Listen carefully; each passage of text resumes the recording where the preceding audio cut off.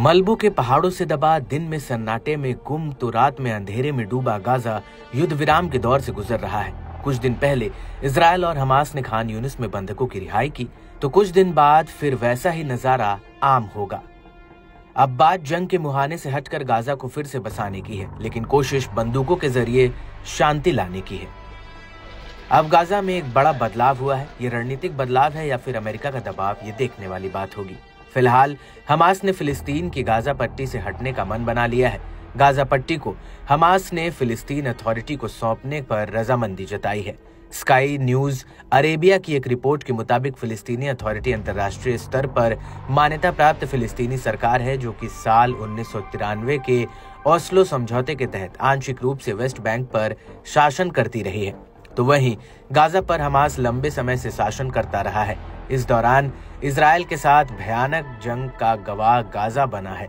दरअसल West Bank और Gaza दो फिलिस्तीनी क्षेत्र हैं जो प्रस्तावित फिलिस्तीनी स्टेट बनाते हैं। स्काई न्यूज अरेबिया की रिपोर्ट के मुताबिक मिस्र के दबाव के बाद हमास ने फिलिस्तीनी प्राधिकरण को गाजा का प्रशासन सौंपने पर रजामंदी जाहिर की है।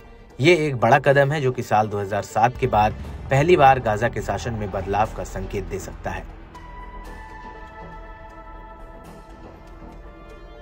हमास 2007 से गाजा पर नियंत्रण रखे हुए है, जब उसने फिलिस्तीनी गृह युद्ध के दौरान अपने प्रतिद्वंदी गुट फतेह को बाहर कर दिया था। फतेह, जो फिलिस्तीनी लिबरेशन ऑर्गेनाइजेशन में प्रभावी भूमिका निभाता है, वो फिलिस्तीनी अथॉरिटी का भी संचालन करता है। हालांकि इजरायल के साथ जारी युद्ध ने हमास को कमजोर कर दिया है। बावजूद इसके गाजा की पुलिस, स्वास्थ्य सेवाएं और नागरिक प्रशासन अब भी उसी के नियंत्रण में है। हालांकि पीए को अंतर्राष्ट्रीय स्तर पर मान्यता प्राप्त फिलिस्तीनी सरकार माना जाता है, लेकिन इजरायली प्रधानमंत्री बेंजामिन नेतन्याहू ने गाजा में पीए की किसी भी भूमिका को पूरी तरह खारिज कर दिया है। एक इंटरव्यू में नेतन्याहू ने कहा था कि पीए का शासन बेहद असफल रहा है और इसके बजाय गाजा के लिए अमेरिकी प्रशासन ज्यादा सही होगा।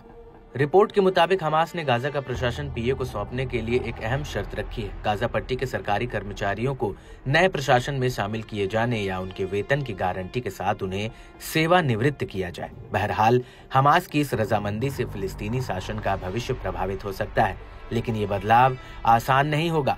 इजरायल का कड़ा विरोध और अमेरिका की गाजा को खाली करने की विवादास्पद योजना इस मामले को और मुश्किल बना सकती है। अब देखना होगा कि पीए इस प्रस्ताव पर क्या रुख अपनाती है और अमेरिका इस पर कैसी प्रतिक्रिया देता है।